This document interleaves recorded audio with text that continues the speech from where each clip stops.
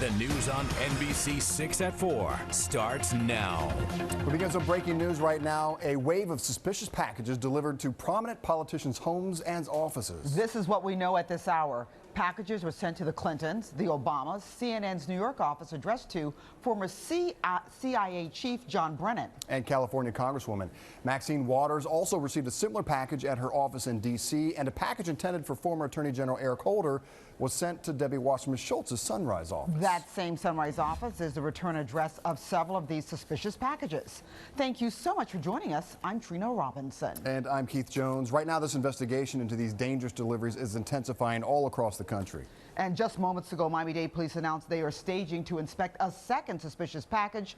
This one sent to Debbie Wasserman Schultz's Aventura office. We have team coverage on this story. NBC 6 anchor Jackie Nesbral is digging into the deliveries in D.C. and in New York. NBC 6 anchor Dan Grossman is at Wasserman Schultz's office in Sunrise, but we begin with Jackie. Well, Keith, this photo shows one of the suspected explosive devices intercepted by law enforcement officials today. About 90 minutes ago, President Trump addressed the wave of suspicious packages during a special report here on NBC 6, vowing to bring those responsible to justice. The safety of the American people is my highest and absolute priority. The full weight of our government is being deployed to conduct this investigation and bring those responsible for these despicable acts to justice. We will spare no resources or expense in this effort. One of the packages was sent to former President Barack Obama's Washington, D.C. home. That package was intercepted at a sorting facility at Joint Base Bowling and did not make it to Mr. Obama's home. A second package was addressed to another former President, Bill Clinton, and his wife, Hillary's Chappaqua, New York home. The former First Lady addressed today's news at an event for Democratic candidates in South Florida. Many of you and others across our country have asked after me and my family, and I'm very grateful for that. We are fine, thanks to the men and women of the Secret Service. Every day we are grateful for their service and commitment, and obviously never more than today. California Congresswoman Maxine Waters was also the target of a suspicious package intercepted at a Maryland mail processing facility, according to 3 congressional leadership sources. The FBI is now investigating whether the package addressed to the Democratic leader is tied to the other packages. And you may recall a mysterious device was mailed to billionaire philanthropist George Soros' New York home on Monday. Police say the device had the components of a bomb and contained explosive powder. The 88-year-old has been a frequent target for his left-leaning political involvement. Now, the device was sent to the FBI laboratory in Quantico, Virginia, for analysis. Live at the Breaking News Desk, Jackie Nesbral, NBC 6 News. All right, Jackie, thank you. And our team coverage continues right here in South Florida, where Sunrise police evacuated Debbie Wasserman Schultz's Sunrise office, which received one of the suspicious packages. NBC 6's Dan Grossman joined us live from there with the investigation. And Dan, what do we know at this hour? Yeah, well, Keith and Trina, we haven't been able to get in touch with Congresswoman Wasserman Schultz's office about her whereabouts, but we know she was not at a fundraising event for District 27 congressional candidate Donna Shalala earlier today. Sunrise Police say they got a call from someone at Wasserman Schultz's office this morning at 10:30 about a suspicious package. That's when the bomb squad came, and as you can see from this scene with multiple trucks here, all of this happened. Now, the FBI is handling this, and they haven't said what's inside the package delivered here, but earlier we saw a man in full bomb gear carrying the package that appears to be clamped in several different areas. Now, Wasserman Schultz wasn't the intended target for this package. It was actually former Attorney General Eric Holder. His address was wrong on the front end of the package, so it was returned to the sender, which was Wasserman Schultz's office right here in Sunrise. That's when 911 was called, and these buildings were promptly evacuated. Everybody was fine, no one was injured during evacuation, and we're just staging now until the bomb squad can do their job. Police were short and sweet in their answers today. Now, they said that while we were out here, there's tons of media here, they said while we were out here, we might hear a noise for what they put while they secure the safety of this package. They would not say if that's a detonation of any sort. We have not heard this noise since they said that about an hour and a half, 2 hours ago. As you mentioned earlier, another suspicious package was delivered to Wasserman Schultz's office in Aventura. Aventura police tweeted saying that they are looking into that out of an abundance of caution. Of course, as always, we will update you with any information that we get. For now, reporting live from Sunrise, Dan Grossman, NBC 6 News. Dan, thank you so much, and we will continue to follow the story very closely and bring you any new developments on air and on the NBC 6 News app. Coming up at 5, we've got reaction from 2 local congressional candidates to these security scares. All right, let's switch gears now. Take a live look at downtown Miami. A mostly sunny day across South Florida. Temperatures expected to get a little warmer before another cold front comes through.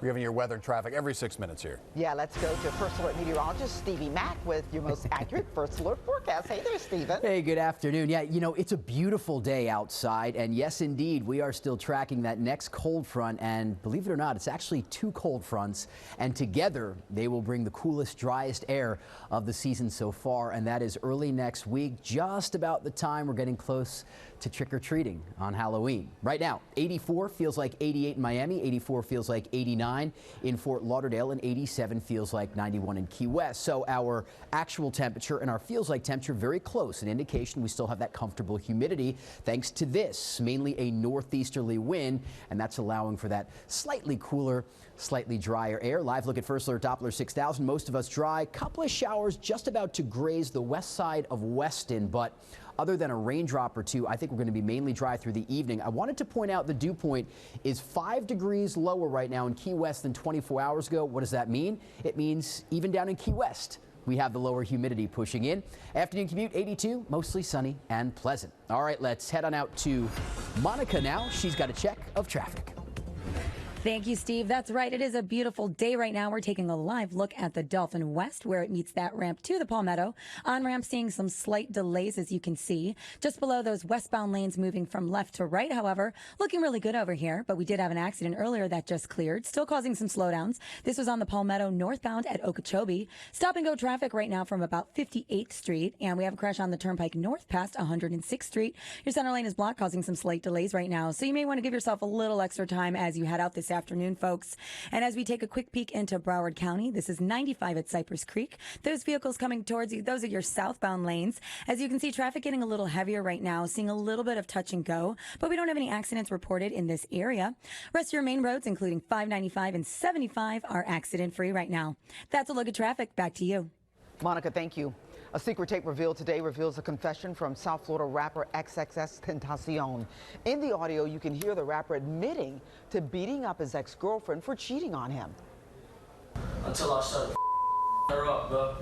But I started her up because she made one mistake, and then from there, the whole cycle went down. Now she's scared. That girl is scared for her life. Triple X was awaiting trial for a domestic violence case involving his ex-girlfriend when he was killed on June 18th. In that audio, he also mentioned an incident in Deerfield Beach where he says he stabbed 8 people during a fight. He was never charged for that incident. 4 people have been arrested in the fatal shooting of the rapper. NBC6 reporter Nestor Mato will break down what else is on that tape in a live report on the NBC6 News at 5. An armed suspect is on the run in Little Haiti. Earlier today, Miami police set up a perimeter after an officer saw a man trying to carjack a victim. It happened in the area of North Miami Avenue and North Miami Court. A school was placed on lockdown as police looked for that suspect. That lockdown has since been lifted. If you have any information, call police. Well, happening today, the 18-year-old Florida woman accused of plotting the death of her father is now charged with second-degree murder. Evelyn Ganza was originally accused of trying to cover up the murder of her father, Evelio Ganza. But during today's hearing, a detective said a witness told him Ganza confessed to killing her father.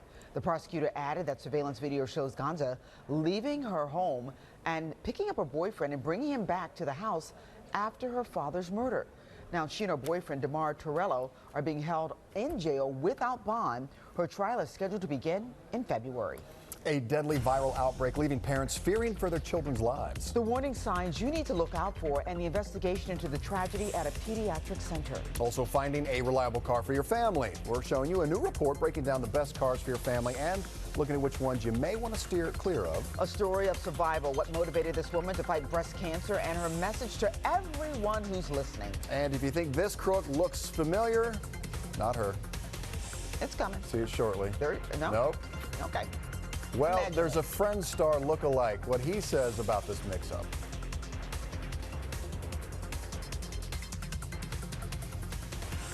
And we're seeing some stop and go over here at 95 at Cypress Creek in Broward County this afternoon. I'll tell you why and how it affects your commute after the break. All right, Monica, thank you so much. Taking a live look at Miami. It is beautiful out there. We've got your forecast through the rest of the afternoon and the evening, and still talking about a couple of cold fronts on the way. Full forecast is coming up.